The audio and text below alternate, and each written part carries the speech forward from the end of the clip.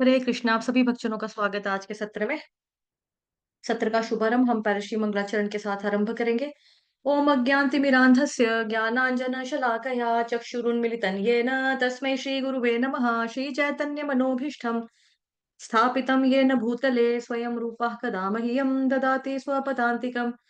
वन्देऽहं श्रीगुरुः श्रीयुतपदकमलं श्रीगुरुन् वैष्णवांश्च श्रीरूपं साग्रजातं सहगण रघुनाथान्वितं तं सजीवम् साद्वैतं सावधूतं परिजनसहितं कृष्णचैतन्यदेवं श्रीराधाकृष्णपादान् सहगण ललिता श्रीविशाखान्वितांश्च नमः ॐ विष्णुपादाय कृष्णप्रेष्ठाय भूतले श्रीमते भक्तिवेदान्त स्वामिन्निति नामिने नमस्ते सारस्वते देवे गौरवाणी प्रचारिणे निर्विशेष शून्यवादी पाश्चात्य देशतारिणे नमो महावदान्याय कृष्ण प्रेम प्रदायते कृष्णाय कृष्ण चैतन्य नामने गोत्विषे नमः। हे कृष्ण करुणा सिंधो दीनबंधो जगतपते गोपेश गोपिका कांत श्री राधा कांत नमोस्तुते तप्त कांचन गौरांगी श्री राधे वृंदावनेश्वरी वृषभानुसुते देवी प्रणमामि हरिप्रिये वाञ्छाकल्पतरुभ्यश्च कृपा सिन्धुभयेव च पतितानां पावनेभ्यो वैष्णवेभ्यो नमो नमः। जय श्री कृष्ण चैतन्य प्रभु नित्यानंद श्री अद्वैत गदाधर श्रीवासादि गौर भक्त वृंद हरे कृष्ण कृष्ण कृष्ण हरे हरे हरे राम राम राम हरे हरे हरे कृष्ण कृष्ण कृष्ण हरे हरे हरे राम राम राम हरे हरे हरे कृष्ण कृष्ण कृष्ण हरे हरे हरे राम राम राम हरे हरे।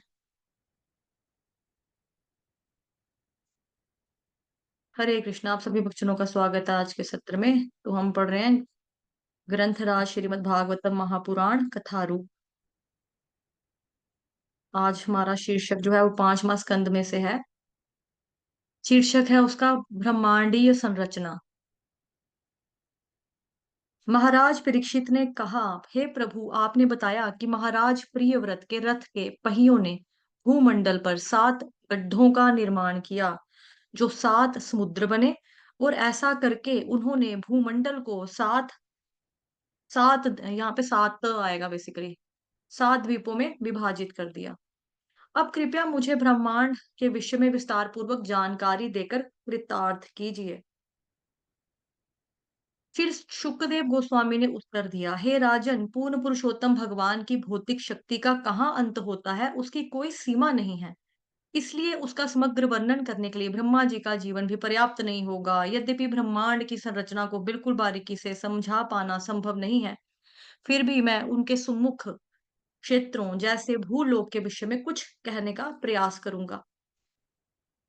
भूमंडल का आकार एक कमल पुष्प के समान है और उनका चक्कर 7 द्वीपों के समान है। उस चक्कर के बीचों बीच जम्बू द्वीप स्थित है। जम्बू द्वीप कमल के पत्ते जैसा गोल है और उसका व्यास 1 लाख योजन का है। 1 योजन लगभग 8 मील का होता है। यानी कि जम्बू द्वीप में 9 खंड है जिन्हें वर्ष कहा जाता है और इसमें से प्रत्येक वर्ष 9000 योजन बड़ा है।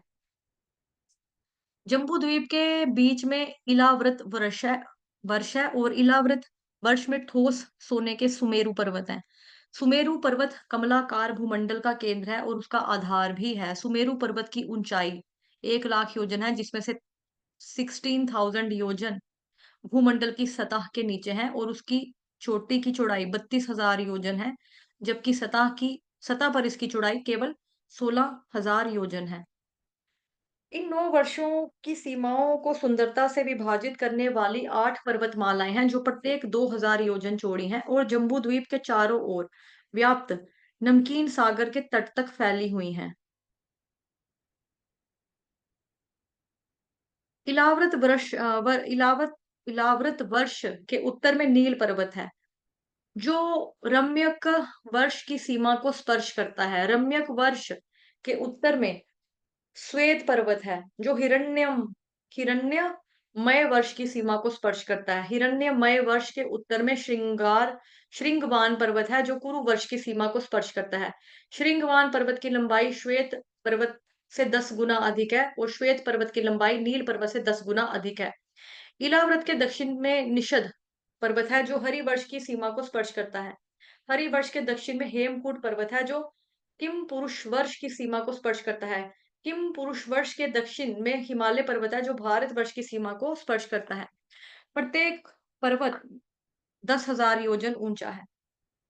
इलाव्रत के इलाव्रत वर्ष के पूर्व में गंधमादन पर्वत है जो भद्राश वर्ष की सीमा को स्पर्श करता है और इलाव्रत वर्ष की पश्चिम दिशा में माल्यवान पर्वत है जो केतुमाल वर्ष की सीमा को स्पर्श करता है। ये दोनों पर्वत 2000 योजन ऊंचे हैं और उत्तर में नील पर्वत तथा दक्षिण में निषद पर्वतों तक फैले हैं।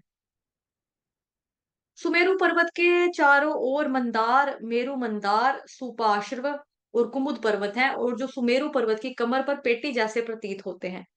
इनमें से प्रत्येक पर्वत की लंबाई और ऊंचाई 10,000 योजन है और इन चारों के शिखर पर पताका के समान 1100 योजन ऊंचा एक एक वृक्ष है। सुमेरु पर्वत के शिखर पर देवचूत नाम के आम का वृक्ष है। जब इस वृक्ष पर लगे पर्वतों की चोटियों जितने विशाल फल गिरकर टूट जाते हैं तो उनके बहते रसों से पर्वत पर झरने बन जाते हैं। बाद में ये झरने मिलकर विशाल अरुणोदा नदी बन जाते हैं और वह नदी इलाव्रत वर्ष की पूर्वी दिशा में बहती है। चूंकि भगवान शंकर की पत्नी पार्वती और यक्ष सेविकाएं उस नदी के जल को पीती हैं, उनके शरीर अत्यंत सुगंधित बन जाते हैं और वे अपने चारों ओर 80 मील तक क्षेत्र को मधुर सुगंध से भर देती हैं। मेरु मंदर पर्वत पर एक जम्बू यानी कि जामुन वृक्ष है और इसके फल हाथियों जितने विशाल हैं। अच्छा, जब वे फल नीचे गिरकर अपना रस बिखेरते हैं, तो उससे बनी जम्बू नदी इलाव्रत वर्ष की दक्षिण दिशा को पूरी तरह आप्लावित कर देती है। जब नदी तट की बालू जामुन के रस से गीली होकर बाद में वायु और सूर्य द्वारा सूखती है, तो उससे जम्बूनद नामक सोना पैदा होता है। स्वर्गलोक के निवासी तथा उनकी पत्नियां अपने आभूषण आदि बनाने के लिए इस सोने का प्रयोग करते हैं और इस प्रकार वे सुख भोगते हैं। सुपार्श्व पर्वत के शिखर पर महाकदम्ब नामक एक वृक्ष है और इसकी कोटरों से शहद की 5 नदियां बहती हैं और प्रत्येक नदी 40 चौड़ी है। चूंकि यह शहद की धारा इलाव्रत वर्ष की पश्चिमी दिशा से बहती है, वहां की संपूर्ण भूमि अत्यंत मनोहारी सुगंध से व्याप्त हो जाती है। कुमुद पर्वत के शिखर पर शत वर्ष नामक एक विशाल वटवृक्ष है। अपनी 100 विशाल शाखाओं के कारण इसका यह नाम पड़ा है। इसकी जड़ों से अनेक नदियां बहकर इलाव्रत वर्ष के उत्तरी भागों को सींचती हैं और इस प्रकार वहां के निवासियों को प्रचुरता से जीवन की समस्त आवश्यकताएं प्रदान करती हैं। इन 4 पर्वतों के बीच 4 विशाल झील हैं जिनका जल दूध, शहद, गन्ने के रस और शुद्ध जल जैसा स्वादिष्ट है। ये पर्वत अंदन, चित्ररथ, विभ्राजक और तो भद्र नामक 4 बगीचों से घिरे हैं। क्योंकि सिद्धगण, चारण तथा गंधर्वगण इन 4 झीलों में विहार करते हैं, वे सहज रूप से योग सिद्धियां प्राप्त कर लेते हैं। वहां बहने वाली नदियों का जल पीने से इलाव्रत वर्ष के निवासियों के ना तो बाल सफेद होते हैं और ना ही उनकी त्वचा पर झुर्रियां पड़ती हैं। वे कभी भी थकान का अनुभव नहीं करते और ना ही उनको वृद्धावस्था, रोग या अकाल मृत्यु का सामना करना पड़ता है। उम्र के साथ उनके शरीर की कांति कभी क्षीण नहीं होती, ना ही पसीने के कारण उनके शरीर से दुर्गंध ही निकलती है। उन्हें अत्यधिक सर्दी या गर्मी की पीड़ा को सहन नहीं करना पड़ता। इस प्रकार वे मृत्यु के समय तक आनंद पूर्वक चिंता रहित जीवन जीते हैं। मेरु पर्वत के चारों ओर अनेक सुंदर पर्वतमालाएं उसी प्रकार जैसे कमल के चक्कर के चारों ओर तंतु होते हैं। इनके अतिरिक्त मेरु पर्वत को घेरे अन्य अनेक पर्वत हैं जो प्रत्येक 2000 योजन ऊंचे तथा 18,000 योजन फैले हुए हैं। हम्म। पूर्वी दिशा में जठर और देवकूट नाम के 2 पर्वत हैं जो उत्तरी और दक्षिणी दिशा तक फैले हैं। पश्चिमी दिशा में भी पवन और पारियात्र नामक 2 पर्वत हैं और उत्तरी तथा दक्षिणी दिशा तक फैले हैं। दक्षिण दिशा में कैलाश और करवीर नामक 2 पर्वत हैं जो पूर्वी तथा पश्चिमी दिशा तक फैले हैं और उत्तरी दिशा में भी त्रिशृंग और मकर नाम के 2 पर्वत हैं। मेरू पर्वत के शिखर पर ब्रह्मा जी का धाम है, जिसका नाम है शातकौंभी। आई रिपीट, मेरू पर्वत के शिखर पर ब्रह्मा जी का धाम है, जिसका नाम है शातकौंभी। ठोस सोने का होने के कारण इसका यह नाम पड़ा है। ब्रह्मपुरी के चारों ओर सब दिशाओं में 8 लोकपालों के निवास हैं। ये निवास ब्रह्मा जी के निवास के समान ही हैं। बस अंतर इतना है कि आकार में वे ब्रह्मलोक से 1/4 हैं। जब भगवान वामन देव ने ब्रह्मांड को नापने के लिए अपना बायां पैर उठाया था, तो उनके पैर के अंगूठे से ब्रह्मांड के बाहरी परत पर छेद हो गया था। परिणाम स्वरूप कारण सागर का जल उस छिद्र से अंदर प्रविष्ट हो गया और वह जल ही गंगा के रूप में विख्यात हुआ। भगवान के लालिमा युक्त चरण कमलों का स्पर्श करने से वह जल भी थोड़ा गुलाबी रंग का हो गया था। एक सहस्त्र युगों के पश्चात, सहस्त्र बोलते 1000, सहस्त्र युगों के पश्चात वह गंगा जल ध्रुव लोक में अवतरित हुआ और तब से ध्रुव महाराज तथा ध्रुव लोक के नीचे रहने वाले सप्त ऋषियों ने अत्यंत भक्ति भाव से उस जल को अपने सिरों पर धारण अत्यंत उस जल को अपने सिरों पर धारण किया है। सप्तऋषियों के लोक में सप्तऋषियों के लोक को पावन करने के बाद देवतागण अपने करोड़ों विमानों में गंगा और अंतरिक्ष में ले जाते हैं। इस प्रकार अंत में गंगा चंद्रमा पर बहती हुई वहां से मेरू पर्वत पर स्थित ब्रह्मा जी के लोक तक पहुंचती है। मेरू पर्वत के शिखर से सॉरी के गंगा 4 धाराओं में विभाजित हो जाती है, सीता, अलकनंदा, चक्षु और भद्रा। ये चारों धाराएं विभिन्न दिशाओं से बहती हुई अंत में खारे पानी के समुद्र में प्रविष्ट होती हैं। ब्रह्मपुरी से होकर सीता नदी केसराचल पर्वतों की चोटियों से बहती है, जो मेरू पर्वत के समान ही ऊंची है। केसराचल पर्वतों से गंगा गंधमान पर्वत पर गिरती है और फिर वहां से भद्र भद्राश्व वर्ष पर अंत में वह पूर्वी दिशा से होती हुई समुद्र में प्रविष्ट होती है।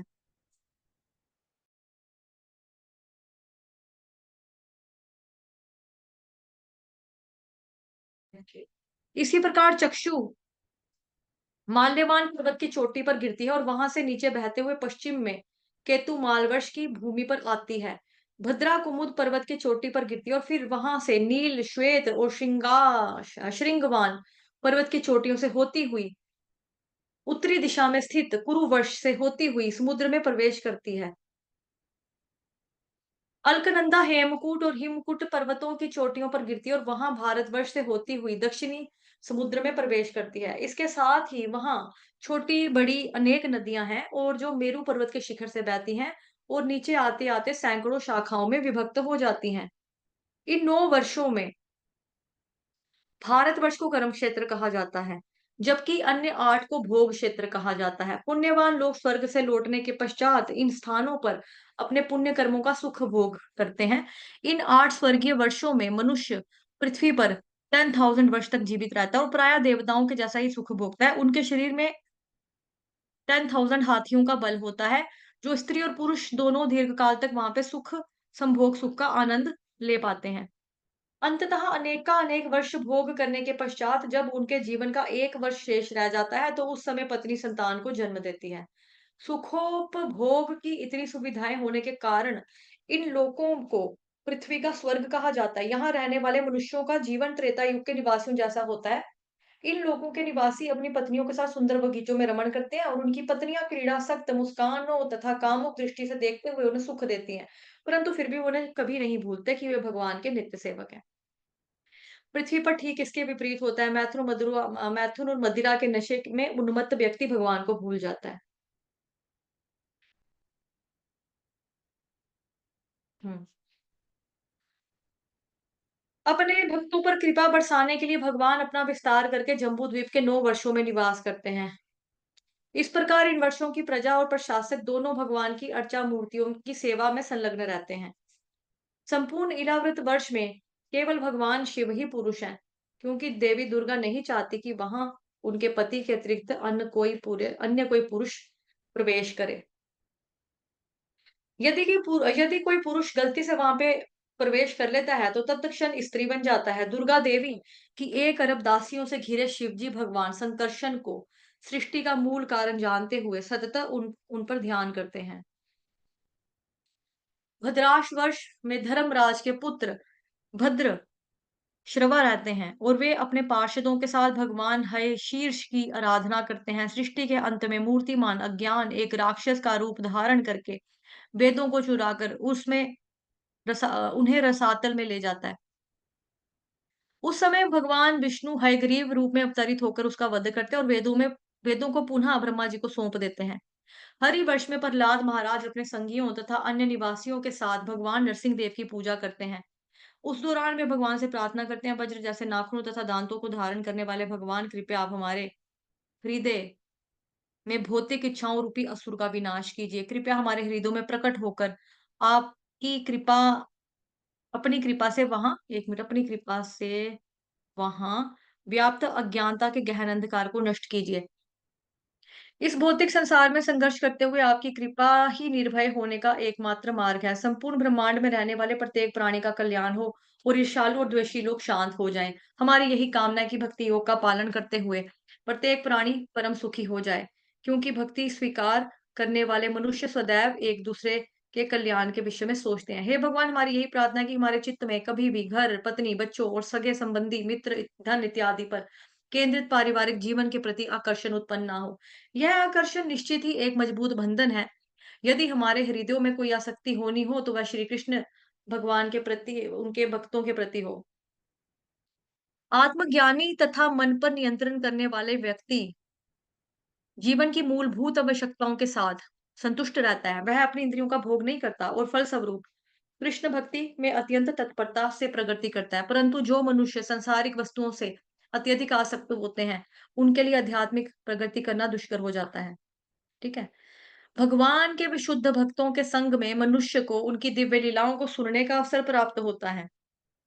भगवान की कथा इतनी शक्तिशाली होती है कि उन्हें केवल सुनने से मनुष्य आपका संग प्राप्त कर लेता है। जो भक्त उत्सुकता पूर्वक आपकी भगवान जी की लीलाओं को सुनता है, भगवान अपनी दिव्य ध्वनि के माध्यम से उनके हृदय में प्रविष्ट होकर उनके समस्त अनर्थों को धो डालते हैं। इसलिए ऐसा कौन बुद्धिमान व्यक्ति होगा जो अपने जीवन की पूर्णता प्राप्त करने के लिए भक्तों का संग नहीं करेगा? जिस व्यक्ति के हृदय में भगवान की विशुद्ध भक्ति जागृत हो गई है, उसके व्यवहार में समस्त सद्गुण पाए जाते हैं। दूसरी ओर भक्ति विहीन व्यक्ति कितना भी बड़ा चढ़ा क्यों ना हो, वास्तव में उसके अंदर कोई सद्गुण नहीं होता। केतुमाल वर्ष में श्रीमती लक्ष्मी देवी जी कामदेव के रूप में भगवान विष्णु की पूजा अर्चना करती हैं और इस कार्य में उनके साथ प्रजापति संवत्सर और उनके 18,000 पुत्र और 18,000 पुत्रियां होती हैं। ये पुत्र और पुत्रियां दिन और रात को दिन और रात को नियंत्रित करते हैं तथा कुल मिलाकर मनुष्य की आयु इतने दिन और इतनी रातों की होती है। कामदेव विष्णु तत्व हैं और यद्यपि उनका शरीर भौतिक है, वे आध्यात्मिक रूप से कार्य करते हैं। रम्य रम्यक वर्ष में वैवस्वत मनु अपने अनुयायियों के साथ भगवान मत्स्य की पूजा करते हैं। हिरण्यमय वर्ष में अर्यमा वहां के अन्य निवासियों के साथ मिलकर भगवान कूर्म की पूजा करते हैं। उत्तर कुरु वर्ष में भूमि देवी अन्य निवासियों के साथ मिलकर भगवान वराह की पूजा करती है। किम पुरुष वर्ष में हनुमान जी वहां के राजा अरिष्टसेन तथा भगवान के महिमा गान करने वाले गंधर्वों के एक समूह के साथ मिलकर श्री रामचंद्र की पूजा करते हैं। भारतवर्ष में श्री नारद मुनि अन्य निवासियों के साथ भगवान नर नारायण की पूजा करते हैं। भारत में लोगों का विभाजन उनके सत्वगुण, रजोगुण, तमोगुण के आधार पर हुआ है। इसलिए वहाँ के कुछ लोग महापुरुषों के रूप में, कुछ सामान्य मनुष्यों के रूप में, कुछ अत्यंत निकृष्ट और निम्न रूप में जन्म लेते हैं। इसका कारण यह है कि भारतवर्ष में व्यक्ति ठीक अपने पूर्व कर्मों के अनुसार जन्म लेता है। अनेकानेक जन्मों के पुण्य कर्मों के फलस्वरूप वहाँ उसे शुद्ध भक्तों का संग प्राप्त होता है और उनके संग में वह भगवान की सेवा में संलग्न होकर मुक्ति पथ पर अग्रसर होने लगता है। मनुष्य जीवन भगवत ज्ञान रूपी एक विलक्षण लक्ष्य की प्राप्ति हेतु मिलता है और इसलिए देवता तक मनुष्यों की प्रशंसा करते हुए कई बार कहते हैं, भारतवर्ष में जन्म लेने वाले ये मनुष्य कितने सौभाग्यशाली हैं। निश्चित ही इन्हें अपने पूर्व जन्म में महान कार्य किए होंगे अथवा भगवान इन पर पूरी तरह से प्रसन्न है। अन्यथा ये कैसे संभव है कि उन्हें विविध प्रकार से भगवत भक्ति प्राप्त करने के अवसर प्राप्त हुए हैं। हम देवता तो भारतवर्ष में मनुष्य जन्म लेने की अभिलाषा मात्र करते हैं, जिससे हम भी भगवान की भक्ति कर सके, परंतु इन मनुष्यों को यह सुविधा सहज ही उपलब्ध होती है। हमने स्वर्ग लोकों में जन्म लेने के लिए अनेक वैदिक यज्ञ किए, कठोर तपस्याएं की, व्रतों का पालन किया और उदारता से दान दिया। परंतु इन सब का क्या लाभ? चूंकि हम स्वर्गलोक में इतनी इंद्र तृप्ति कर रहे हैं, हम भगवान नारायण के चरण कमलों को तो याद ही नहीं कर पाते। भारतवर्ष में अल्प भारतवर्ष में अत्यंत अल्प जीवन भी ब्रह्मलोक के जीवन की तुलना में श्रेष्ठ है। भारतवर्ष में जन्म लेकर मनुष्य भगवान के प्रति पूर्ण रूप से समर्पित होकर तीव्रता से कृष्ण भक्ति में प्रगति कर सकता है और शरीर त्यागने के पश्चात वैकुंठ लोक प्राप्त कर सकता है। भारतवर्ष में शुद्ध भक्ति करने के लिए उचित स्थान तथा अनुकूल परिस्थितियां हैं। इसलिए यदि कोई इस भूमि पर मनुष्य शरीर प्राप्त करके भी भगवान की भक्ति नहीं करता, तो निश्चित ही वह जंगल के उस असावधान पशु के समान है, जिसे शिकारी सरलता से अपने जाल में फंसाता है। इस समय हम अपने पूर्व पुण्य कर्मों के फलस्वरूप स्वर्ग लोकों में रह रहे हैं, परंतु एक ना एक दिन हमारे ये पुण्य क्षीण हो जाएंगे। हमारी यही प्रार्थना है कि उस समय यदि हमारे कुछ भी पुण्य बचे हों, तो उनके बेसिस के ऊपर हमें भारतवर्ष में मनुष्य का शरीर प्राप्त हो। केवल तभी हमारे लिए भगवान के चरण कमलों का स्मरण संभव हो पाएगा। जब महाराज सगर के पुत्र पृथ्वी की खुदाई कर रहे थे, तो उस समय उन्होंने जम्बूद्वीप के चारों ओर 8 छोटे द्वीपों का निर्माण किया। उनके नाम है स्वर्णप्रस्थ, चंद्रशुक्ल, आवर्तन, रमणक, मंदरहरिण, पांचजन्य, सिंहल, लंका। जिस प्रकार जम्बूद्वीप ने सुमेरु पर्वतों को चारों ओर से घेरा हुआ है, उसी प्रकार 1 लाख योजन विशाल नमक के सागर ने जम्बूद्वीप को घेरा हुआ है। जिस प्रकार एक विशाल बगीचे जैसा जंगल एक किले के चारों ओर बहने वाली नहर को घेरे रहता है, उसी प्रकार नमक का सागर चारों ओर से पलक्ष द्वीप से घिरा हुआ है और उस द्वीप की चौड़ाई जम्बू द्वीप से दुगनी यानी कि 2 लाख योजन है। पलक्ष द्वीप में सुनहरे रंग का एक पलक्ष वृक्ष है, जो जम्बू द्वीप के जामुन वृक्ष जितना ही ऊंचा है। प्रियव्रत महाराज के पुत्र इध्म जिह्व ने पलक्ष द्वीप को 7 भागों में विभाजित करके शासन करने के लिए अपने 7 पुत्रों को दे दिया। पलक्ष द्वीप के निवासी 1000 वर्ष तक जीवित रहते हैं और उनकी संतानें देवताओं के समान होती हैं। लक्षद्वीप में लोगों के 4 विभाग हैं। वहाँ के निवासी सूर्य देव को भगवान विष्णु का प्रतिनिधि जानकर उनकी करते हैं पूजा और अंत में और पूजा करके जीवन के अंत में सूर्य लोक को प्राप्त होते हैं। सूर्य देव एक सामान्य जीव है, परंतु वे भगवान के विराट रूप का एक अंग का प्रतिनिधित्व करते हैं। यद्यपि इन विभिन्न द्वीपों के निवासी देवताओं की पूजा करते हैं, परंतु उन्हें इस बात का पूरा ज्ञान होता है कि देवता भगवान विष्णु के अंश हैं और उनके सेवक हैं। लक्षद्वीप को चारों ओर से गन्ने के रस के समुद्र ने घेरा हुआ है। अच्छा, जो 2 लाख योजन चौड़ा है। गन्ने के रस के समुद्र के चारों ओर साल्म ली द्वीप फैला हुआ है, जो प्लक्ष द्वीप से दुगना अर्थात 4 लाख योजन चौड़ा है। सालमली द्वीप पर प्लक्ष द्वीप के ही समान 1100 योजन ऊंचा एक सालमली वृक्ष है। इस वृक्ष पर गरुड़ निवास करते हैं। प्रियव्रत के पुत्र यज्ञबाहु ने सालमली द्वीप को 7 भागों में विभाजित करके अपने पुत्रों को शासन करने के लिए दे दिया। यहाँ के निवासी भी इस द्वीप पर पलक्ष द्वीप तथा बाहर के अन्य 4 द्वीपों के समान स्वर्गीय सुख का आनंद लेते हैं। इन निवासियों के भी 4 विभाजन हैं और वे कठोरता से वर्णाश्रम का पालन और चंद्र देवता की पूजा करते हैं। सालमली द्वीप के चारों ओर ऐसे पानी का समुद्र है जिनका स्वाद मदिरा जैसा है। ओके, यह समुद्र 4 लाख योजन चौड़ा है। सुरा सागर के चारों ओर कुश द्वीप है और यह सालमली द्वीप से दुगना अर्थात 8 लाख योजन चौड़ा है। कुश द्वीप पर कुछ घास के पिंड हैं, जो अग्नि के जैसे दिखाई देते हैं। उनकी ज्वालाएं अत्यंत मंद और आनंदप्रद हैं। और वे चारों दिशाओं को प्रकाशित करती हैं। प्रियव्रत महाराज के पुत्र हिरण्यरेता ने भी इस द्वीप को 7 भागों में विभाजित करके अपने पुत्रों में बांट दिया और स्वयं तपस्या करने के लिए वानप्रस्थ आश्रम स्वीकार कर लिया। अन्य द्वीपों के समान इस द्वीप पर भी ब्राह्मण, क्षत्रिय, वैश्य, शूद्र ये इन 4 वर्णों के लोग थे और वे अग्निदेव की पूजा करते हैं। कुश द्वीप के चारों ओर पिघले घी का समुद्र है। हुँ। और वह 8 लाख योजन चौड़ा है। यह समुद्र क्रौंच द्वीप से घिरा हुआ है, जो कुश द्वीप से दुगना अर्थात 16 लाख योजन का है। इस द्वीप का नाम वहां स्थित क्रौंच पर्वत के नाम पर पड़ा है। यद्यपि कार्तिकेय के अस्त्रों से इस पर्वत की वनस्पतियां नष्ट हो गई थी, परंतु क्षीर सागर द्वारा धोए जाने पर एवं वरुण देव द्वारा संरक्षित होने की वजह से यह पर्वत निर्भय हो गया है।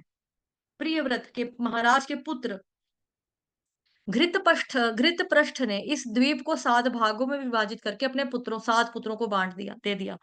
क्रौंच द्वीप के निवासी भी 4 वर्णों में आते हैं और वे भगवान के प्रतिनिधि वरुण देव की पूजा करते हैं। क्रौंच द्वीप के चारों ओर उतनी ही चौड़ाई वाला दूध का सागर है और उस क्षीर सागर के चारों ओर शाक द्वीप है, जो क्रौंच द्वीप से दुगना यानी कि 32 लाख योजन चौड़ा है। इनके तो बढ़ी जा रहे हैं। इस द्वीप का नाम वहां पे पाए जाने वाले विशाल शाक वृक्ष के कारण पड़ा। इस अति सुगंधित वृक्ष का से यह संपूर्ण द्वीप मधुर गंध से पूरित होता है। प्रियव्रत महाराज के पुत्र मेधातिथि ने इस द्वीप को 7 भागों में विभाजित करके अपने 7 पुत्रों को दे दिया। इस द्वीप के निवासी 4 वर्णों में आते हैं और वे वायुदेव को परम भगवान विष्णु का प्रतिनिधि मानते हुए ध्यान योग द्वारा उनकी पूजा करते हैं। शाक द्वीप के चारों ओर बिलोई हुई दही का सागर है। अच्छा, जिसकी चौड़ाई शाक द्वीप जितनी ही है, उसके चारों ओर है पुष्कर द्वीप, जो शाक द्वीप से दुगना अर्थात 64 लाख योजन चौड़ा है। पुष्कर द्वीप में एक अत्यंत विशाल कमल का फूल है, जिसकी 10 करोड़ सुनहरी पंखुड़ियां अग्नि के समान देदीप्यमान है। यही कमल का फूल ब्रह्मा जी का आसन माना जाता है। तो जो ब्रह्मा जी का आसन है, उसका है वो गोल्डन कलर का लोटस का फ्लावर है एक तो, ठीक है? और दूसरा 10,000 पंखुड़ियां हैं उसकी और अग्नि के समान चमकती हैं वो, सोने के रंग का फूल कमल का। इस द्वीप के बीचों बीच मानसोत्तर पर्वत है, जो पुष्कर द्वीप की सीमा का कार्य करता है। इसकी चौड़ाई तथा ऊंचाई 10,000 योजन है। सूर्यदेव अपने रथ पर आरूढ़ होकर इस पर्वत की चोटी के चारों ओर यात्रा करते हुए मेरू पर्वत का चक्कर लगाते हैं। सूर्य की परिधि को वत्सर कहा जाता है। इसके 2 भाग हैं, उत्तरायण यानी कि उत्तर दिशा और दक्षिणायन यानी कि दक्षिण दिशा। इन दोनों को देवताओं का दिनों रात माना जाता है। तो हमने भगवत गीता में भी पढ़ा ना, जब मृत्यु होती है कभी किसी की, कोई उत्तरायण का पक्ष लेता है, कोई दक्षिणायन यानी कि है ना, ये पक्ष उत्तरायण मतलब इस दिशा में जाते हैं, उस दिशाओं में जाना। ये दिशाओं के बारे में डायरेक्शंस के बारे में ये पक्ष नहीं है वैसे, बट उत्तरायण और दक्षिणायन, शुक्ल पक्ष, कृष्ण पक्ष, देवताओं का दिनों रात माना जाता है इनको। प्रियव्रत महाराज के पुत्र वितिहोत्र ने पुष्कर द्वीप के 2 खंडों का कार्यभार अपने 2 पुत्रों को सौंप दिया और स्वयं भगवान की भक्ति में संलग्न होने के लिए सेवानिवृत्त हो गए। अपनी भौतिक इच्छाओं की पूर्ति के लिए पुष्कर द्वीप के निवासी ब्रह्मा जी को भगवान का प्रतिनिधि मानते हुए उनकी पूजा करते हैं।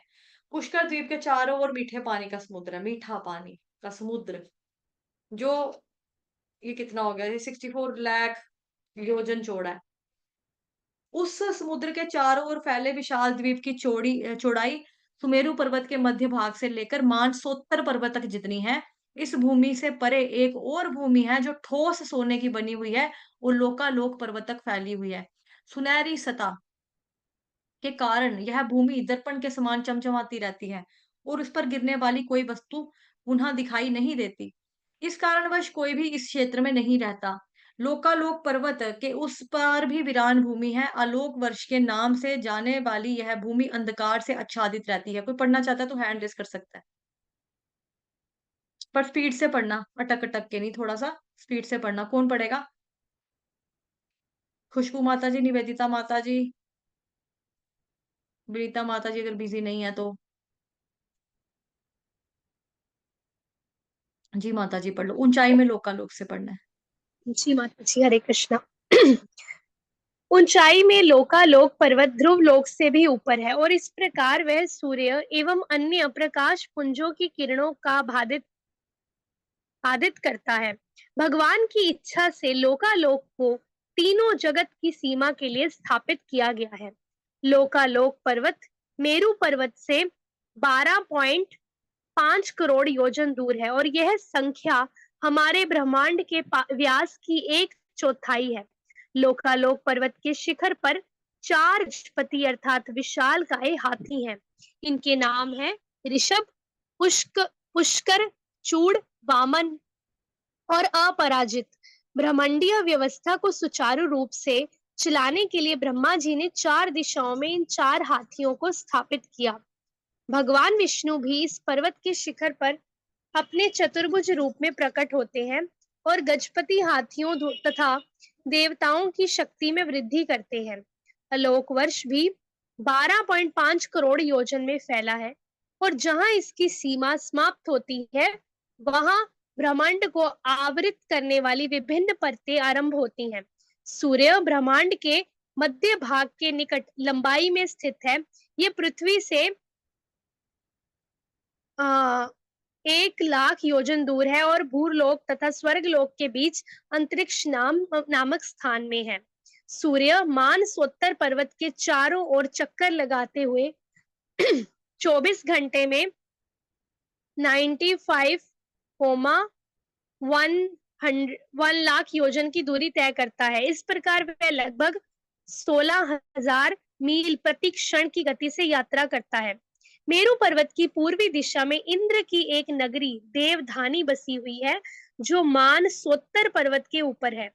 इसी प्रकार दक्षिण में यमराज की सैमानी नगरी, पश्चिम में वरुण देव की निम्नलोचनी तथा उत्तर दिशा में सोम की विभावरी नगरी बसी हुई है। इन चारों स्थानों पर सूर्योदय, मध्याह्न, सूर्यास्त तथा अर्धरात्रि ये चारों देखने को मिलते हैं। जबकि सुमेरु पर्वत पर रहने वाले निवासी सदैव अपने सिर के ऊपर सूर्य का दर्शन कर सकते हैं। यदि किसी देश में एक नियत समय पर सूर्योदय हो रहा हो तो पृथ्वी मंडल पर ठीक उसके पीछे स्थित देश में उसी समय सूर्यास्त देखा जाता है। सूर्य देव के रथ में केवल एक पहिया है जिसे संवत्सर कहा जाता है। इस पहिए की धुरी का एक सिरा सुमेरु पर्वत की चोटी पर तथा दूसरा सिरा मानसोत्तर पर्वत की चोटी पर टिका हुआ है। चूंकि यह पहिया धुरी के बाहरी छोर पर लगा हुआ है, ये तेल निकालने वाले यंत्र के समान निरंतर मानसोत्तर पर्वत पर घूमता रहता है। अन्य यंत्रों के समान इस धुरी से एक धुरी और जुड़ी हुई है जो इसकी लंबाई से 1/4 लंबी है। इस दूसरी धुरी पर का ऊपरी सिरा वायु की रस्सी के माध्यम से ध्रुव लोक से जुड़ा हुआ है। इस पहिए की 12 तीलियां वर्ष के 12 महीने हैं और 6 ऋतुएं इसके पहिए के 6 विभाग हैं। इस पहिए की धुरी के 3 भाग 3 चातुर्मास हैं। सूर्य देव के रथ की गाड़ी 36 लाख योजन लंबी तथा इसकी 1/4 चौड़ी है।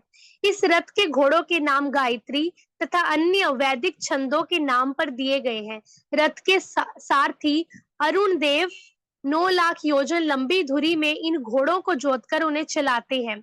यद्यपि अरुण देव घोड़ों को चलाते समय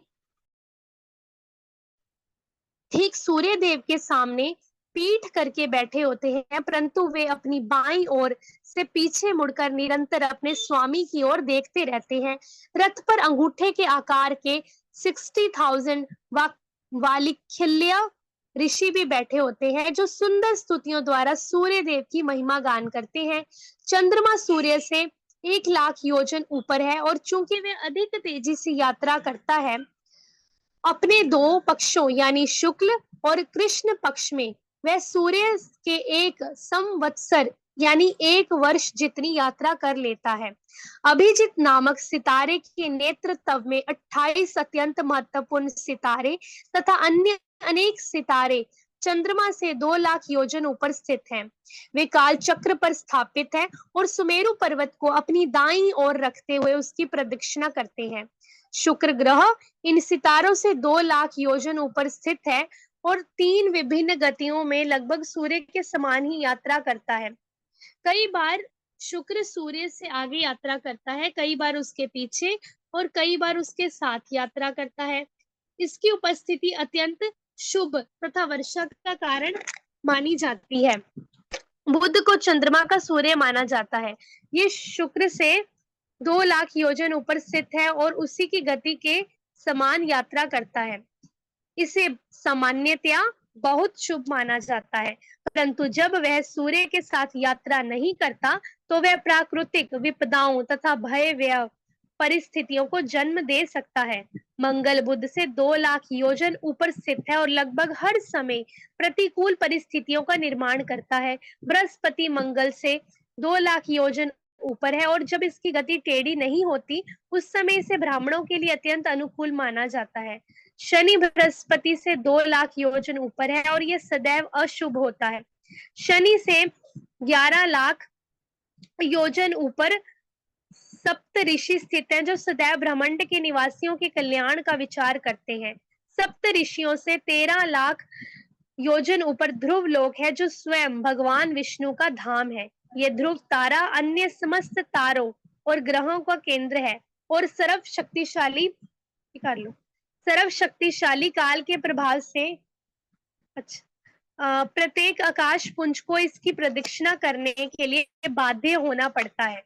जिस प्रकार धान को कूटने के लिए एक खंबे से बंधे बैलों को उस खंबे के चारों ओर घूमना पड़ता है, उसी प्रकार समस्त सितारे और ग्रह भौतिक प्रकृति रूपी यंत्र से जुते हैं और वायु के प्रभाव से ध्रुव तारे के चारों ओर चक्कर लगाते हैं। जिस प्रकार धान कूटते हुए एक बैल खंबे के निकट होता है, दूसरा मध्य में तथा तीसरा कोने में होता है, उसी प्रकार प्रत्येक सितारा और ग्रह अपनी अपनी कक्षा में स्थित होकर प्रदक्षिणा करते हैं। ये ग्रह वायु में उसी प्रकार तैरते हैं जिस प्रकार बड़े बड़े बादल सहजता से आकाश में तैरते हैं।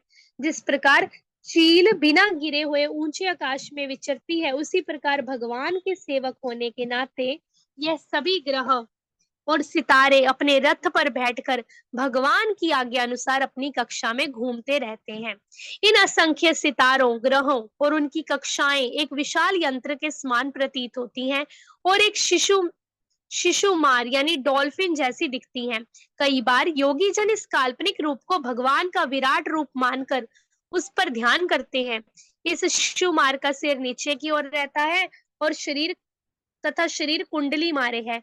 ध्रुव लोक इसकी पूंछ के सिरे पर स्थित है और इसकी पूंछ पर इंद्र तथा अग्नि जैसे देवताओं के लोक हैं।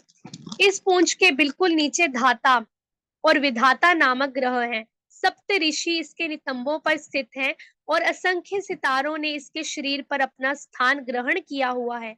आकाश में बहने वाली आकाश गंगा शिशुमार के उदर में स्थित है।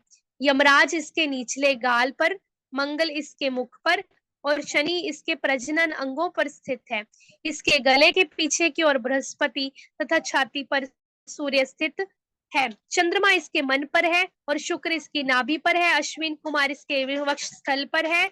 बुध शिशुमार की प्राण वायु में स्थित है। राहु उसके कंठ पर है। भगवान नारायण उसके अंतर हृदय में तथा असंख्य सितारे उसके रोम छिद्रों में हैं। इस प्रकार यह शिशुमार चक्र समस्त देवगणों, सितारों और ग्रहों का आश्रय है। ध्रुव लोक से 1 करोड़ योजन ऊपर महरलोक है और महरलोक से 2 करोड़ योजन ऊपर जनलोक है। जनलोक में 8 करोड़ योजन ऊपर तपलोक है और उससे 12 करोड़ योजन ऊपर सत्यलोक है। भगवान विष्णु का स्थानीय वैकुंठ लोक सत्यलोक से 2 करोड़ 62 लाख योजन ऊपर है और इसी बिंदु के ऊपर से ब्रह्मांड की विभिन्न परतें आरंभ होती हैं। सूर्य से 10,000 योजन नीचे सिंहिका का पुत्र राहु है। सूर्य ग्रह 10,000 योजन में फैला हुआ है और चंद्रमा उससे 2 गुना है और राहु सूर्य से 3 गुना। पूर्णिमा अथवा अमावस्या के दिन ग्रहण के दौरान राहु उन पर आक्रमण करता है और सूर्य और चंद्रमा पर राहु के आक्रमण का समाचार सुनकर भगवान श्री विष्णु उनकी रक्षा करने के लिए अपना सुदर्शन चक्र भेजते हैं। इस दैदीप्यमान चक्र के तीव्र तेज को सहन न कर पाने के कारण राहु भयभीत होकर वहां से भाग जाता है। राहु से 10,000 योजन नीचे सिद्धलोक, चारण लोक, विद्याधर लोक है। इन लोकों के नीचे तथा पृथ्वी से 100 योजन ऊपर अंतरिक्ष है, जिसमें यक्षों, राक्षसों, पिशाचों और तथा उन्हीं के समान अन्य प्राणियों के निवास स्थान है। जहां तक वायु बहती है और आकाश में बादल तैरते हैं, वहीं तक अंतरिक्ष की सीमा है। उससे ऊपर वायु नहीं है। पृथ्वी के नीचे 7 लोक हैं: अतल, वितल, सुतल, तलातल, महातल, रसातल और पाताल। और इन सब का व्यास भूमंडल के समान ही है। पहला लोक वितल पृथ्वी से 10,000 योजन नीचे है। सॉरी।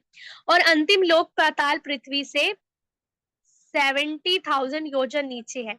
पाताल से 30,000 योजन नीचे गर्भोदक समुद्र में शेषनाग लेटे हैं। वह समुद्र 24 सॉरी 24 करोड़ 98 लाख गहरा योजन है। इन 7 निम्न लोकों को बिल स्वर्ग यानी बिल के समान भूमिगत स्वर्ग लोक कहा जाता है, क्योंकि इन लोकों में असुरों द्वारा भोग किए जाने वाला ऐश्वर्य देवताओं द्वारा उच्च लोक में ऐश्वर्य से कहीं अधिक है। यद्यपि देवताओं के भोग विलास में यदा कदा बाधा आती ही रहती है, परंतु दैत्य, दानव तथा नागगण अपने अति सुंदर घरों और बगीचों में बिना किसी बाधा के निरंतर भोग करते रहते हैं और इस प्रकार वे इस माया सुख से अत्यंत आसक्त हो जाते हैं। इन नकली स्वर्ग लोकों में भय दावन के अनेक भव्य नगरियों का निर्माण किया गया है, जिनमें सर्वाधिक मूल्यवान रत्नों द्वारा ब्रह्मांड के प्रमुख नेताओं के घर बनाए गए हैं। यहाँ बने बगीचे स्वर्ग में पाए जाने वाले बगीचों से भी कहीं अधिक सुंदर हैं और इनमें प्रवेश करने वाले व्यक्ति का चित्त इंद्रिय भोग की असीमित कामनाओं से भर जाता है। इन क्षेत्रों में अनेक विशाल सर्प निवास करते हैं और चूंकि इन क्षेत्रों में सूर्य प्रकाश न होने के कारण अंधकार छाया रहता है और इन सर्पों के फनों पर रखी चमकदार मणियां अंधेरे को भेद कर स्थान को प्रकाशित रखती हैं। चूंकि इन स्थानों पर सूर्य किरणें प्रवेश नहीं कर पाती, इसलिए वहां दिन अच्छा। और रात का भेद नहीं है और इसलिए यहाँ के निवासी काल के भय से मुक्त निर्भीक जीवन जीते हैं। चूंकि इन लोकों के निवासी विलक्षण औषधियों से बनी हुई मदिरा पीते हैं और उससे स्नान करते हैं, वे समस्त शारीरिक रोगों तथा मानसिक चिंताओं से मुक्त रहते हैं।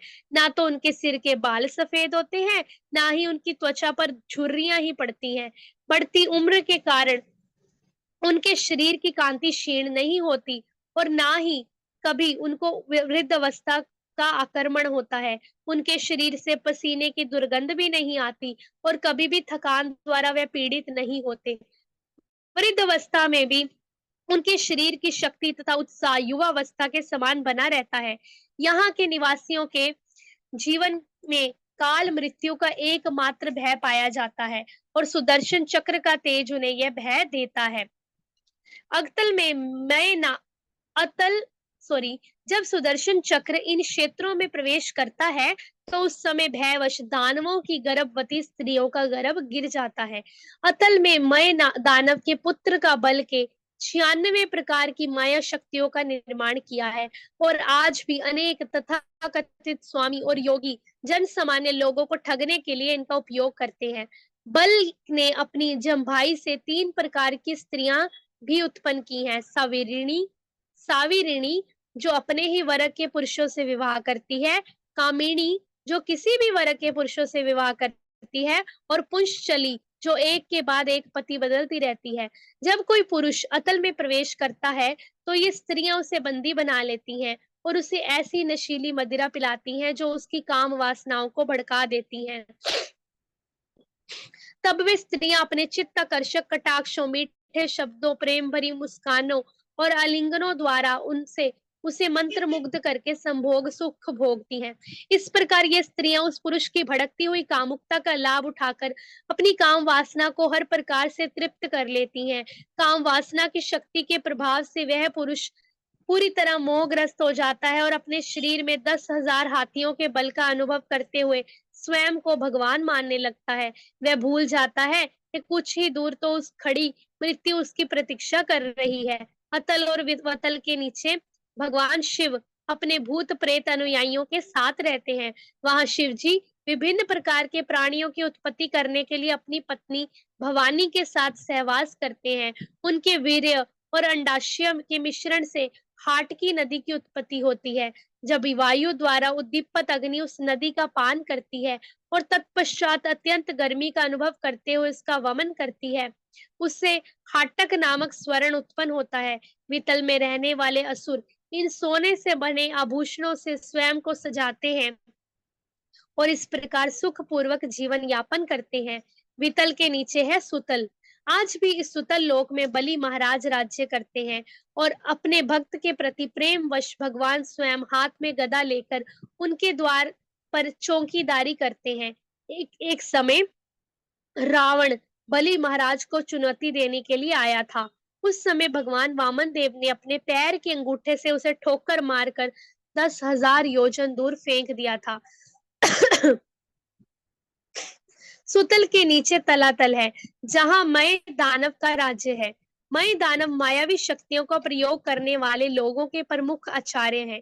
त्रिपुरासुर का वध करने के पश्चात शिव जी मय दानव से इतने प्रसन्न हुए कि उन्होंने उसकी नगरी उसको लौटा दी और तब से आज तक स्वयं उसकी रक्षा करते हैं। इसलिए मय दानव को कई बार यह भ्रम हो जाता है कि वह उसे अब भगवान के सुदर्शन चक्र से भयभीत होने की उसको आवश्यकता नहीं रही। तलातल के नीचे महातल है और यहाँ कद्रू के अनेक सर्प वंशज रहते हैं, जैसे तक्षक और कालिया। इन सर्पों को सदैव गरुड़ का भय सताता है, परंतु फिर भी वे अपने परिजनों के साथ जीवन का यथासंभव सुख भोगने का प्रयास करते हैं। महातल के नीचे रसातल है। यहाँ दिति और धनु के आसुरी पुत्र निवास करते हैं। ये लोग सांपों के बिल में रहते हैं और इन सब में निवात कवच प्रमुख है। रसातल के नीचे पाताल है। वासुकी नाग के नेत्र तब में यह लोक नागों का लोक है। यहाँ रहने वाले नागों में से कुछ के 5, कुछ के 7, कुछ के 10। माता जी थोड़ा सा ऊपर चला गया। हाँ, कुछ के 10 और कुछ के हजारों फन होते हैं। इन नागों के सिर पर रखी मणियों से इनका तेज प्रस्फुटित होता है और बिल स्वर्ग के सारे लोग प्रकाशित हो जाते हैं। पाताल से 30,000 योजन नीचे भगवान अनंत निवास करते हैं। वे संकर्षण के नाम से भी जाने जाते हैं। भगवान संकर्षण भगवान विष्णु के अवतार हैं तथा शिव जी के आराध्य देव हैं। इनके साथ ही वे जीव आत्माओं के मिथ्या अहंकार के मूर्तिमान देवता भी हैं। जब कोई व्यक्ति सोचता है मैं भोगता हूँ और यह पूरा संसार केवल मेरे भोग के लिए है, तो जीवन की यह धारणा का विधान भगवान संरक्षण द्वारा ही होता है। यह संपूर्ण ब्रह्मांड अनंत शेष के सहस्त्रों फनों में किसी एक फन पर टिका हुआ है और दिखने में सफेद राई के बीज जैसा दिखाई देता है। दूसरे शब्दों में अनंत शेष के फन की तुलना में ब्रह्मांड का आकार अत्यंत नगण्य है। प्रलय के समय अनंत शेष थोड़े क्रोधित हो जाते हैं, क्योंकि अधिकांश जीव मनुष्य जीवन में मिले भगवत प्राप्ति के सुअवसर का लाभ नहीं उठाते और इस दुर्लभ जीवन को इंद्रिय भोग में व्यर्थ गंवा देते हैं। उनकी दोनों भ्रुकुटियों के बीच में रुद्र का जन्म होता है। अपने हाथ में त्रिशूल उठाए हुए रुद्र संपूर्ण सृष्टि का विनाश करने के लिए आगे बढ़ते हैं। जब भक्तगण श्रद्धा पूर्वक अनंत शेष के चरण कमलों पर प्रणाम करते हैं, तो वे स्वच्छ दर्पण के समान उनके गुलाबी पारदर्शी नाखूनों में अपना प्रतिबिंब देखकर प्रसन्न हो जाते हैं। जब सर्पराज की सुंदर राजकुमारियां भगवान का आशीर्वाद प्राप्त करने के लिए उनकी श्वेत दीर्घ भुजाओं पर अगुरु चंदन और कुमकुम का लेप लगाती हैं और उनके शरीर का स्पर्श करने के लिए उनकी काम इच्छाएं उद्दीपित हो जाती हैं। उनके मन के भावों को भांप कर अनंत शेष उन राजकुमारियों की ओर कृपा भरी मुस्कान के साथ देखते हैं और वे सब युवतियां लज्जित हो जाती हैं। उस समय भगवान का मुख अपने भक्तों के प्रगाढ़ प्रेम के प्रमुदित हो उठता है और मदोन्मत्त हो लालिमा युक्त उनके नेत्र इधर-उधर डोलने लगते हैं। राजकुमारियाँ भगवान के सुंदर मुख को निहारते हुए मुस्कुराती रहती हैं। अनंत देव का प्रमुख कार्य सृष्टि का विनाश करना है और यद्यपि जीवों को मनुष्य जीवन को व्यर्थ गंवाते देखकर उन्हें बहुत क्रोध आता है, परंतु वे उचित समय आने तक अपने क्रोध को रोककर उसे सहन करते हैं। अच्छा जी, कोई आया है मैं फिर बात हरे कृष्ण। हाँ, ठीक है, कहाँ तक पढ़ा था? मुस्कुराती रहती है के बाद यहाँ तक, तक। ठीक है। अनंत देव का प्रमुख कार्य सृष्टि का विनाश करना है और यद्यपि जीवों को मनुष्य जीवन को व्यर्थ गवाते हुए देखकर उन्हें बहुत क्रोध आता है, परंतु वे उचित समय आने तक अपने क्रोध को रोककर उन्हें सहन करते हैं। अनंत शेष के वस्त्र नीले रंग के हैं और उन्होंने केवल एक कान में कुंडल पहना हुआ है। उनका द्विज रूप श्वेत है और उन्होंने अपने कंधों पर हल उठाया हुआ है। ब्रह्मांड के भीतर स्थित इन विभिन्न लोकों का विवरण सुनने के पश्चात महाराज परीक्षित ने पूछा, हे ऋषिवर, जीवात्माओं को विभिन्न प्रकार के शरीर तथा परिस्थितियां क्यों प्राप्त हैं? कृपया इसका विस्तार पूर्वक वर्णन कीजिए। शुकदेव गोस्वामी ने उत्तर देते हुए कहा कि हे राजन, भौतिक संसार का प्रत्येक प्राणी 3 गुणों में विभाजित हो जाता है। हो सकता है सत्वगुण, रजोगुण, तमोगुण में। चूंकि प्रत्येक व्यक्ति इन 3 गुणों से प्रभावित रहता है, उनके कार्यों के परिणाम भी 3 तरह के होते हैं। जो व्यक्ति सत्वगुण में कार्य करता है, वह धर्मपरायण होता है और प्रसन्न जीवन जीता है। रजोगुणी व्यक्ति सुख और दुख का मिला-जुला जीवन यापन करता है और जो व्यक्ति तमोगुण के प्रभाव में कार्य करता है, वो एक पशु के समान हमेशा ही दुखी रहता है। इस संसार में सब प्राणी विभिन्न स्तरों पर इन गुणों से प्रभावित होते हैं। किसी में एक गुण अधिक है तो किसी में मध्यम, किसी तीसरे में बहुत ही कम और किसी में ठीक इसके विपरीत। इन 3 गुणों के विभिन्न मिश्रणों के आधार पर उनकी गति भी बदलती रहती है। जिस प्रकार पुण्य कर्म करने से व्यक्ति को स्वर्ग की प्राप्ति होती है, उसी प्रकार पाप कर्म करने से उन्हें विभिन्न तरह के नरक लोकों में जाने के लिए बाध्य किया जाता है। जो लोग तमोगुण से प्रेरित होकर पापाचार करते हैं, उन्हें उनके तमोगुण के स्तर के अनुसार विभिन्न नरक लोकों में भेजा जाता है। जो पागलपन के वशीभूत होकर तमोगुण में कार्य करते हैं, उन्हें मिलने वाले परिणाम सबसे कम भयावह होते हैं। जो व्यक्ति पाप पुण्य के भेद का ज्ञान करते हुए पाप करते हैं, उन्हें मध्यम भयावह नरकों में भेजा जाता है। जो व्यक्ति नास्तिक होने की वजह से पाप करते हैं, उन्हें नरक के सर्वाधिक भीषण यातनाएं दी जाती हैं।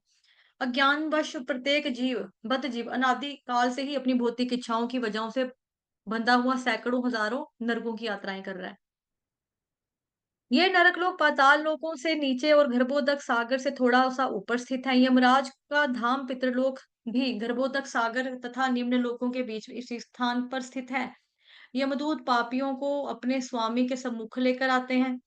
मृत्यु के देवता यमराज ध्यानपूर्वक उनका लेखा जोखा देखते हैं और उनके पाप कर्मों का समुचित आंकलन करते हुए उन्हें सही सही दंड देने के लिए असंख्य नरकों में से किसी एक में भेज देते हैं। श्री सुखदेव गोस्वामी 28 नरक लोकों का वर्णन करते हैं जो इस प्रकार है। जो किसी अन्य पुरुष की वैध पत्नी, बच्चों तथा धन धन का दुरुपयोग करता है, उसे सर्वाधिक अंधेरे नरक तामिस्र में डाला जाता है, जहां उसे भूखा प्यासा रखा जाता है और यमदूतों की प्रताड़नाओं तथा पिटाई के कारण वो बीच-बीच में अचेत होता है। मतलब इतनी मार खाता है कि भूखा प्यासा रहता है, बेहोश हो जाता है बार-बार।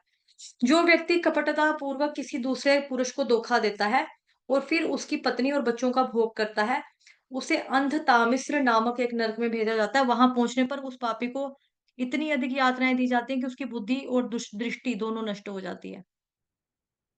अंधकार के कारण इस नरक का नाम है अंधता मिस्र। जो व्यक्ति दिन रात कठोर परिश्रम करता है और अपने शरीर तथा अपने परिजनों के शरीरों को पोसने के लिए अकारण दूसरों पर हिंसा करता है, उसे रोरव नामक नरक में फेंका जाता है। वहां पर उसे वह सब लोग मिलते हैं जिसने उसको नष्ट किया था। वे सब लोग ररु नामक पशु का रूप लेकर उससे छुड़ा लेते हैं। रूरू नामक ये प्राणी सांप से भी अधिक द्वेषी होते हैं और उनके द्वारा दी गई यातनाएं इतनी ज्यादा तीव्र और दुस्सहनीय होती हैं। दूसरों को कष्ट देकर अपना जीवन यापन करने वाले लोगों को महारौरव नमक नरक में जाना पड़ता है, जहां क्रव्ययाद नामक रूरू पशु से उसे भयंकर यातनाएं देते हुए नोच-नोच कर उसके मांस खाते हैं। अपनी जीव को संतुष्ट करने के लिए जो क्रूर व्यक्ति अन्य निरीह पशुओं और पक्षियों को पकाते हैं, उनको यमदूत कुंभी पाक नरक में नामक के नरक में लेके जाते हैं, जहां पर उनको उबालते हुए तेल में पकाया जाता है। ब्राह्मण की हत्या करने वाले को कालसूत्र नामक नरक में डाला जाता है। इस नरक की भूमि ठोस तांबे के बनी हुई है। उसकी त्रिज्या 10,000 योजन है। नीचे से अग्नि और ऊपर से आग उगलते सूर्य द्वारा इसकी तांबे की सतह अत्यधिक गर्म हो जाती है। ब्राह्मण की हत्या करने वाला हत्यारा अंदर से भूखा और प्यास से जलता रहता है। उसको तपती हुई ज़मीन के ऊपर कई बार लेटता है और कई बार बैठता है, कई बार खड़ा होता है, कभी-कभी इधर-उधर दौड़ने लगता है। इस प्रकार उसे 1000 वर्ष निकालने पड़ते हैं, जितने किसी पशु के शरीर के ऊपर बाल होते हैं। आपातकालीन स्थिति ना होते हुए भी जो व्यक्ति वैदिक व्रत का त्याग करता है, उसे 80 पत्रवन नामक नरक में डाला जाता है, जहाँ पर उसको यमदूत कोड़ों से पीटते हैं और जब वह उनसे बचने के लिए आस-पास खड़े ताल वृक्षों के पास जाता है और उसका शरीर उनकी तलवार जैसे ना नुकीली पत्तियों द्वारा छलनी हो जाता है। प्रत्येक पग पर मूर्छित होते हुए वह पापी चीखता है, "अरे! मैं क्या करूँ? मैं यहाँ से कैसे बचूँ?" निष्पाप व्यक्ति को दंड देने वाले अथवा किसी ब्राह्मण को शारीरिक प्रताड़ना देने वाले पापी राजा अथवा राज अधिकारी को शूकर मुख नामक नरक में लाया जाता है। वहाँ पर उसको एक यंत्र में रख डालकर उसी प्रकार पीसा जाता है, जिस प्रकार गन्ने का रस निकालने के लिए उसे पीसा जाता है। तो टेक्नोलॉजी या मशीनरी खाली हमारे इधर ही नहीं है, उधर भी है। हाँ, माताजी हैंड रेज़ किया। पहले का तो नहीं है? विनीता माताजी? माताजी मैं अभी पढ़ सकती हूँ, अभी चले गए। अच्छा, अच्छा, ठीक है। तो को-होस्ट थे ना आप अपने आप को म्यूट कर लेते खुद ही। चलो पढ़ लो। ओके। जी माताजी। निष्पाप व्यक्ति को दंड देने वाले अथवा किसी ब्राह्मण के को शारीरिक प्रताड़ना देने वाले पापी राजा अथवा राज अधिकारी को शुकर मुख नामक नरक में ले जाया जाता है। वहां उसे एक यंत्र में डालकर उसे इस प्रकार पीसा जाता है जैसे गन्ने का रस निकालने के लिए उसे पीसा जाता है। इस प्रकार यातना दिए जाने पर वह उन्हीं निष्पाप लोगों के समान अत्यंत दयनीय दयनीय रूप से रोता है और मूर्छित होता है और उसे अकारण कष्ट दिया जाता है। मच्छर जैसे निकृष्ट प्राणी मनुष्यों का खून चूसते हैं, किंतु उन्हें इस बात का ज्ञान नहीं होता कि उनके काटने से मनुष्यों को कष्ट हो रहा है। परंतु मनुष्यों की चेतना अधिक विकसित होती है। वे दूसरों को दिए जा रहे कष्टों का स्वयं अनुभव कर सकते हैं। इसलिए ऐसी उच्च चेतना को प्राप्त करने के पश्चात भी जो मनुष्य निसहाय पशुओं अथवा प्राणियों की हत्या करता है, उसे अंधकूप नामक नरक में दंड दिया जाता है। वहां उस पर वे सभी पक्षी, पशु, सरीसृप, मच्छर, मक्खी और कीड़े आक्रमण करते हैं, जिन्हें उसने जीवन भर यातना दी थी और इस प्रकार उसे कभी भी नींद नहीं आती। आराम नहीं कर पाने के कारण वह दिशाहीन अंधकार में इधर-उधर भटकता हुआ दुःख भोगता है। यदि कोई व्यक्ति प्राप्त भोजन को पहले अतिथियों, वृद्धों तथा बच्चों को न देकर स्वयं खाता है, तो उसका जीवन किसी कौवे से भी अधिक श्रेष्ठ नहीं है। ऐसे मनुष्य तथा वे जो भी पंच यज्ञ किए बिना खाते हैं, उन्हें कर्मी भोज नामक अत्यंत दारुण नरक में यातनाएं दी जाती हैं। इस नरक में 1,00,000 योजन चौड़ी एक झील है और वह विभिन्न प्रकार के कीड़ों से भरी हुई है। पापी जीवों को भी इस झील में 1,00,000 वर्षों तक कीड़ा बनकर रहना पड़ता है और वे अन्य कीड़ों को खाकर उसी प्रकार जीवित रहता है, जिस प्रकार अन्य कीड़े खाकर उसे खाकर जीवित रहते हैं। जो व्यक्ति आपातकालीन स्थिति ना होते हुए भी किसी दूसरे व्यक्ति के रत्नों अथवा सोने को चुराता है और विशेष रूप से किसी ब्राह्मण के उसे संदंश संदंश नामक नरक में भेजा जाता है। वहां लोहे के लाल दल दहकते हुए पिंडों तथा चिमटों द्वारा उसकी चमड़ी को उधेड़ा जाता है, जिससे उसका पूरा शरीर कटकर टुकड़े टुकड़े हो जाता है। अयोग्य स्त्री अथवा पुरुष के साथ वह विचार करने वाले व्यक्ति को यमदूत तप्त सूरमी नामक नरक में डाल देते हैं। वहां ऐसे पुरुषों तथा स्त्रियों को कोड़ों से पीटा जाता है और उन्हें गरम धधकते हुए लोहे के स्त्री पुरुषों का आलिंगन कराने के लिए बाध्य किया जाता है। जो व्यक्ति बिना किसी भेदभाव के मनुष्यों अथवा पशुओं के साथ मैथुन करता है, उसे वज्रकंटक शालमली नामक नरक में यातनाएं दी जाती हैं। इस नरक का नाम वहां पाए जाने वाले शालमली वृक्ष के नाम पर पड़ा है। रेशम रुई के इस वृक्ष के तने पर उगे हुए कांटे वज्र के समान कठोर होते हैं। यमदूत पापी व्यक्ति को इस वृक्ष के शिखर पर लटकाकर तेजी से नीचे की ओर खींचते हैं, जिससे उसका शरीर बुरी तरह कट-फट जाता है। जो व्यक्ति एक प्रतिष्ठित परिवार में जन्म लेने के बाद भी अपने धर्म एवं कर्तव्यों का शास्त्रोक्त रीति से निर्वाह नहीं करता, उस पतित जीव को नरक में वैतरणी नदी में फेंक दिया जाता है।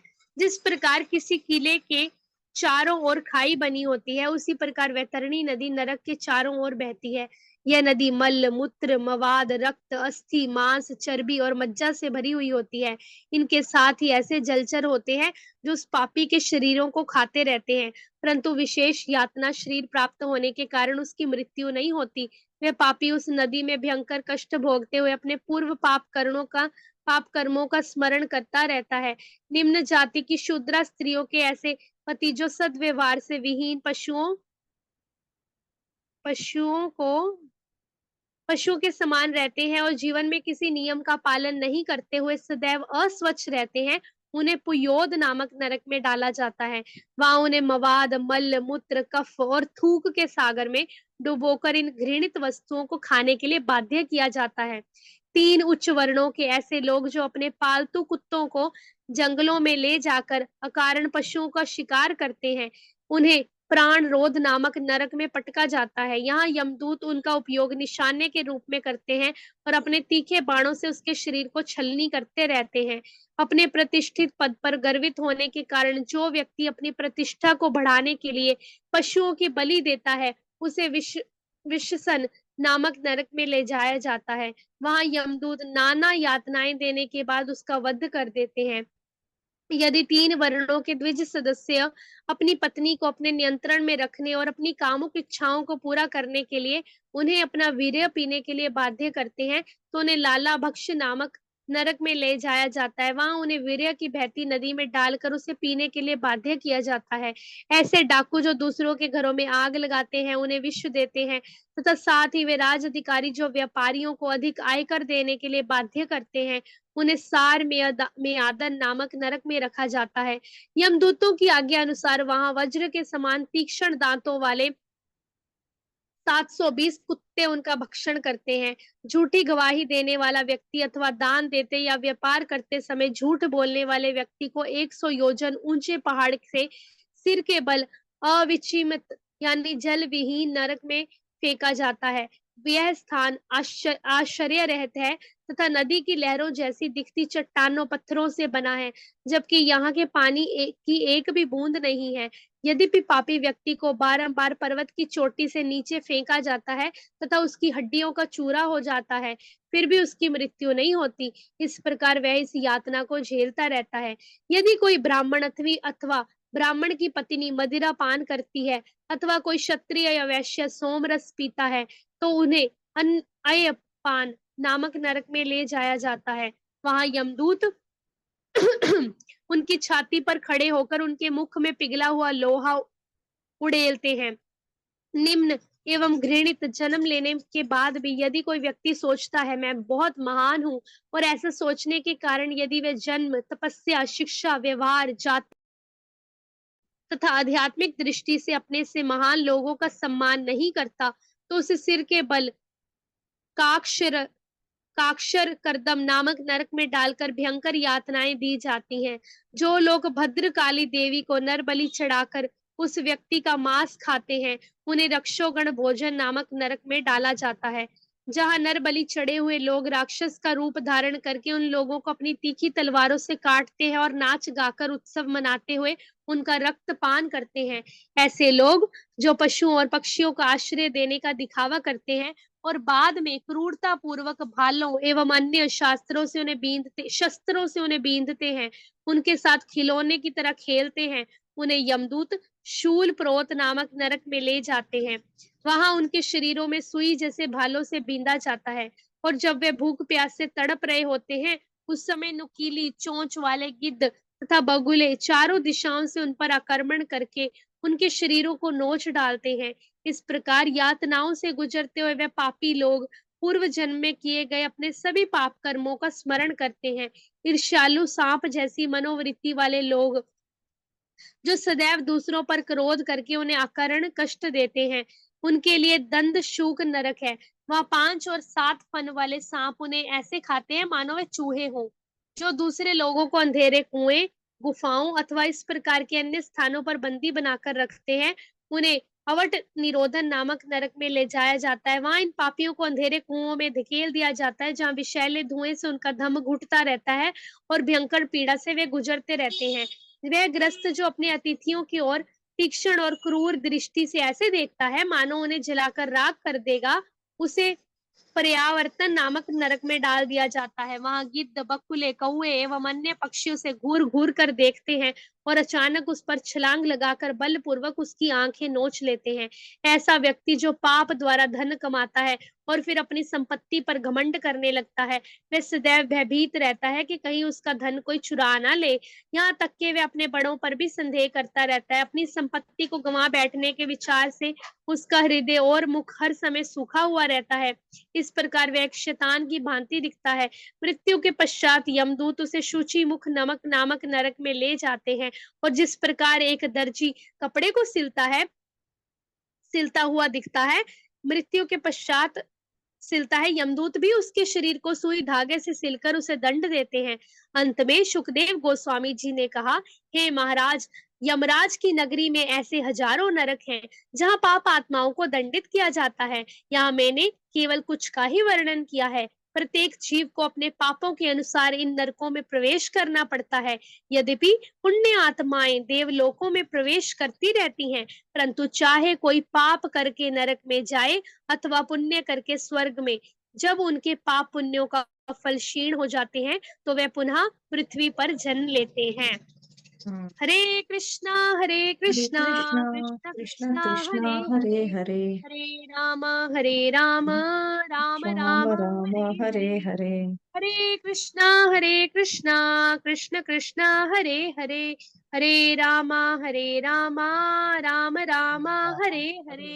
हरे कृष्णा कृष्ण कृष्ण हरे हरे, हरे राम राम हरे राम राम राम राम राम हरे हरे हरे। हरे। जगत गुरु श्रील प्रभुपाद पाठ जी की जय। जय। धन्यवाद जी, धन्यवाद, बहुत अच्छा। हरे कृष्ण। हरे कृष्णा प्रभु जी। चलिए।